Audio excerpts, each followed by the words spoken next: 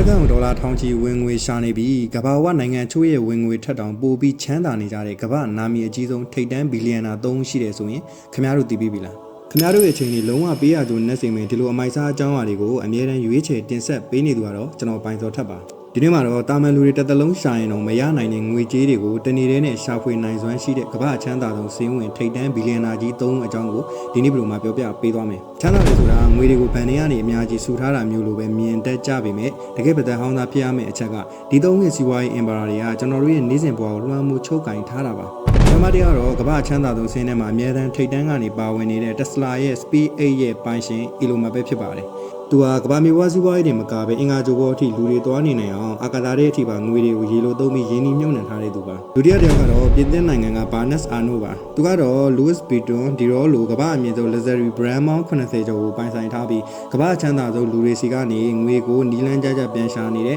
တကယ်စင်ကန်ပစ္စည်းတစ်ထေးကြီးဖြစ်ပါတယ်တတိယတစ်ယောက်ကတော့ Amazon ကုမ္ပဏီရဲ့တည်ထောင်သူ Jeff Bezos ပါသူဟာကမ္ဘာပေါ်က online ဈေးဝယ်စနစ်ကိုအကြီးအကျယ်ပြောင်းလဲပစ်ခဲ့ပြီးသူ့အိနေတဲ့အချိန်မှာတော့သူ့ရဲ့ Amazon website ကနေစက္ကန့်တိုင်းဒေါ်လာတောင်းချီဝင်ငွေရှာပေးနေတာပါ။တာမန်စီးပွားရေးသမားတွေနဲ့လုံးဝမတူပဲကမ္ဘာကြီးရဲ့အနာဂတ်ကိုပါသူတို့ရဲ့ငွေကြေးအဖြစ်ပြောင်းလဲပစ်နေတဲ့ဒီသုံးခုကိုကြည့်လိုက်မယ်ဆိုရင်သူတို့ဟာတာမန်ဘီလီယံနာတွေမဟုတ်ဘဲနဲ့ကမ္ဘာကြီးကိုလက်ညှိုးညွှန်ရေးဖြစ်အောင်ဖန်တီးနိုင်တဲ့ခေတ်သစ်ဘီယံတွေလိုပဲကျွန်တော်တို့ခေါ်လို့ရပါတယ်။တကယ်လို့ခင်ဗျားတို့သာဒီဘီလီယံနာ3ဦးတည်းကတယောက်ယောက်နဲ့တရက်လောက်အတူနေပြီးတော့မှမေးချင်တာမေးလို့ရမယ်ဆိုရင်ခင်ဗျားတို့ဘာတွေမေးချင်ကြလဲကျွန်တော်ဒါဆိုဦးလေးတို့တင်တန်းဖွင့်ရင်တင်တန်းကြီးဘယ်လောက်ယူမလဲဆိုတာကိုအရင်မေးချင်ပါတယ်ခင်ဗျားတို့ရောခေါင်းထဲမှာဘယ်လိုရှိလဲဆိုတာကွန်မန့်မှာပြောပေးသွားနိုင်ပါတယ်အဆုံးထိကြည့်ရှုပေးတဲ့တယောက်ချင်းတိုင်းကို thank you ပါ